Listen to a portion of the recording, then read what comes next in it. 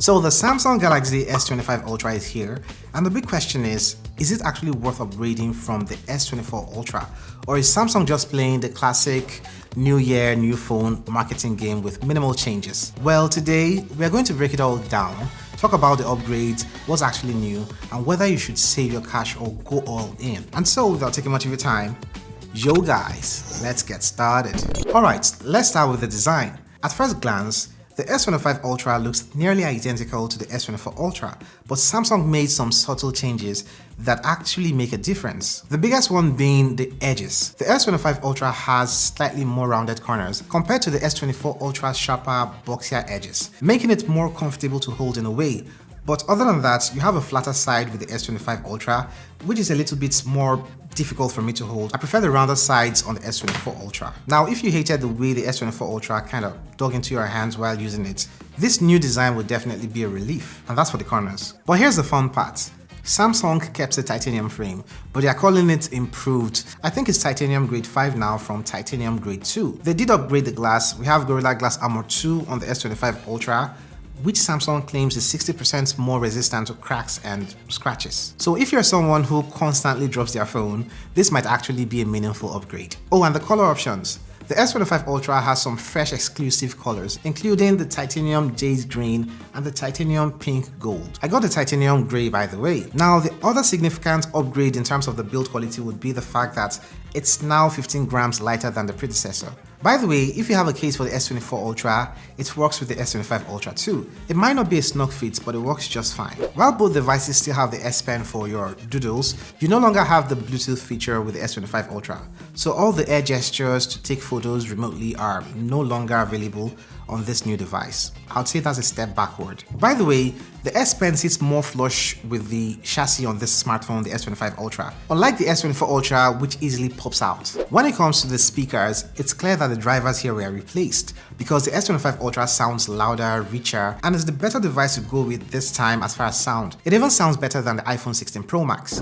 Now, moving over to the display, this one is interesting. The S24 Ultra already has one of the best displays on any smartphone, with its LTPO AMOLED 2X display, 120Hz refresh rate, and that anti-glare reflective Gorilla Armor. But the newer Samsung took it up a notch. Now we get a slightly bigger 6.9-inch screen from 6.8-inch, and even slimmer or thinner bezels, and an upgraded anti-glare reflective coating on the S25 Ultra.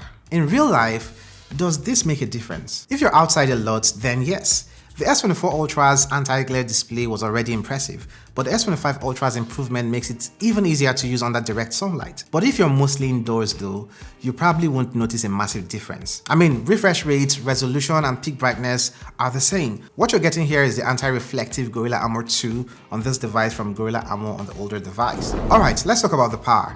The S25 Ultra packs the new Snapdragon 8 Elite chipset, although an overclocked version for Samsung, which is supposed to be faster and more power efficient, and also better at handling AI tasks. And yeah, in benchmarks, it absolutely smokes the S24 Ultra Snapdragon 8 Gen 3. We're talking about a 40% improvement in AI tasks, 30% better graphic performance, and larger vapor chamber cooling on the newer device. I mean, here are my Geekbench and Antutu scores to give you a feel. But here's the real question. Will you actually notice this difference in daily use? I've had this new device for a couple days now, and I can tell you for free that for most people, if not everyone, you can't really tell. The S24 Ultra was already crazy fast, so unless you're a hardcore gamer or someone who's editing videos on their smartphone, the speed difference won't be night and day. But if you want the absolute best performance with no compromises, the S25 Ultra is the one to get. Now let's talk about the cameras because, well, Samsung loves to hype up their camera upgrades every year. But here's the deal. The S25 Ultra's camera setup is almost identical to the S24 Ultra. Same 200 megapixel main sensor, same 10 megapixel 3x zoom, same 50 megapixel 5x periscope lens, and the same 12 megapixel selfie camera. The only real change here would be the ultra-wide lens, which has been bumped up to 50 megapixels from 12 megapixels. So you should get sharper ultra-wide shots, especially in low light. Now let's talk about actual results for the other lenses. Both devices maintain the same color profile across most shots, including the ultra-wide. You'll notice that consistency even when switching to 2x zoom, but at 3x zoom, the S25 Ultra looks slightly brighter. That extra brightness carries over sometimes. Interestingly, at 10x zoom, the S24 Ultra's color feels more lively, and I actually prefer its look in certain shots. See, the truth is, For over 90% of the time, you'd get about the same results for these photos. Of course, there are times I notice a little more pop with the S25 Ultra, but that was it. Portrait mode performance is nearly identical, but the S25 Ultra handles edge detection slightly better in tricky lighting. However, both devices produce great depth of field and background separation. For videos, both smartphones can shoot up to 8K and also 4K, but the S25 Ultra benefits from improved stabilization and a slightly better HDR processing, especially in high contrast scenes. However, the differences are not huge.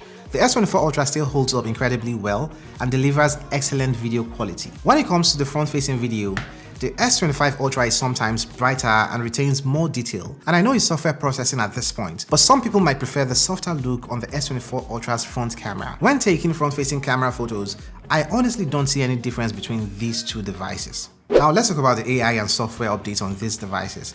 This is where things get really interesting and exciting. Samsung is doubling down on AI with the S25 Ultra. Galaxy AI is now deeply integrated with One UI 7, which you get on this device, bringing features like real-time call translation, AI-powered note summaries, and even better photo editing tools on this device. You can remove background noise from videos using AI, which is super useful. Now here's the catch.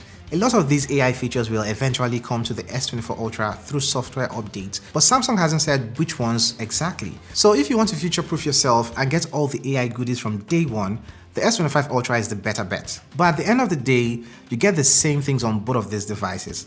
Also, the S25 Ultra comes out of the box with Android 15 and One UI 7, while you get Android 14 and One UI 6.1 on this device. Both of these devices have a 7-year software update plan, so you're getting maybe Android 21 here and eventually Android 22 on this device, if they continue with the number count. Both smartphones come with a 5000 mAh battery, and they both support 45-watt wire charging, 15-watt wireless charging, and reverse wireless charging. Samsung claims better battery optimization on the S25 Ultra, of course all thanks to the more efficient chipset, and in my experience here, it does last a little bit longer. I'd say around 10 to 15% longer compared to the S24 Ultra. It's not a drastic improvement, but if the battery life was a concern for you on the S24 Ultra, then the S25 Ultra gives you a bit more juice throughout the day. But if you're already happy with the S24 Ultra's battery, this alone isn't a strong reason for an upgrade. The Samsung Galaxy S25 Ultra is a solid upgrade, but not a must-have for S24 Ultra owners. I would even take it further to say that if you don't own any of these devices and you want to buy one, you can save a lot of cash getting the S24 Ultra. You get mostly the same experience